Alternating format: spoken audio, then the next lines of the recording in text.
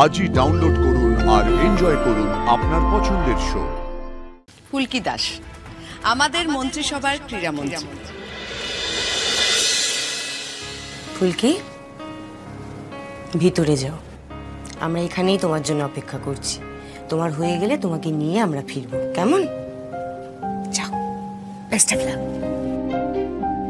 Sir থাকলে ঠিক এখানে এসে দাঁড়াতেন, বলতেন এগিয়ে যাও ফুলকি দাস, ফাটিয়ে দাও। এটাও একটা বক্সিং এর লড়াই। স্যার আমি যাচ্ছি ভেতরে, শুধু আপনার কথা শুনে। না, এই কথা কিন্তু আমরা আশা করিনি তোমার কাছে। একটা বাচ্চা মেয়ে কোথা থেকে একটা সিট জিতে গেল, তাই সে সেরা নেত্রী, আর বাকিরা সবাই ফেল না। এই কথা কখন বললাম? প্লিজ আমার কথার অন্য মানে ধরবেন না প্লিজ। সর্বনাশ, এ তো দেখছি আমাকে নিয়ে তর্ক লেগেছে। ফুলকি এসো এসো, ভেতরে এসো।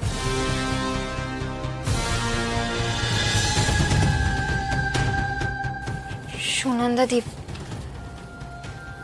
আমি বোধহয় এত বড় দায়িত্বটা নিতে পারবো না গো। আমায় তুমি ছেড়ে দাও। ফুলকি একটা কথা বলি, কে কোন দায়িত্ব নিতে পারবে না পারবে সেটা দপ্তর পাওয়ার পরে বোঝা যাবে। এত তাড়াতাড়ি কি বোঝা যাবে? আর তাছাড়া একটা কথা ভাব, এই যে তুমি মা হতে চলেছ, এটা কি কম বড় দায়িত্ব? রোহিত তোমার স্বামী, যে তোমার সব সময় সাপোর্ট করেছে, সে আজকে ঘটনাচক্রে আমাদের মধ্যে নেই। তারপরেও তো তুমি লড়ে যাচ্ছ ফুলকি, এটাও কি কম বড় দায়িত্ব? ফুলকি, তোমার ওপর আমার সম্পূর্ণ আস্থা আছে। আমি জানি তুমি পারবে, তুমিই পারবে। আমি আগামী মন্ত্রিসভায় ফুলকি দাসের নাম ক্রীড়া মন্ত্রী হিসেবে প্রস্তাব করছি। যারা যারা এর সমর্থনে আছেন হাত তুলুন। ধন্যবাদ। আমার বিশ্বাস ফুলকি দাস দপ্তরের দায়িত্ব পাওয়ার পর বাকি হাতগুলো উঠে আসবে। ফুলকি আমার সাথে এসো, আমি বাকি যাদের যাদের নাম প্রস্তাব করেছি তাদের নামগুলো বাইরে অ্যানাউন্সমেন্ট করতে যাব, আপনারা অপেক্ষা করুন। ফুলকি তুমি এসো আমার সঙ্গে, এসো।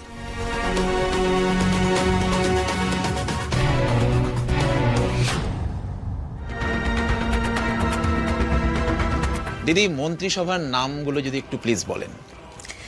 প্রস্তাবিত মন্ত্রিসভার নামগুলো বলছি, কিন্তু সবার আগে আমি আমাদের ইয়াংগেস্ট মন্ত্রীকে সামনে আনতে চাই। ফুলকি দাস আমাদের মন্ত্রিসভার ক্রীড়ামন্ত্রী। নাম সাবমিশন করা হয়ে গেছে, যথা সময়ে শপথ গ্রহণ হবে। এবার বাকি নামগুলো বলি। দিদি ভাই, একটা জোরে সিটি বাজাবো। একদম না, নবাবগঞ্জে ফিরে যা হওয়ার হবে।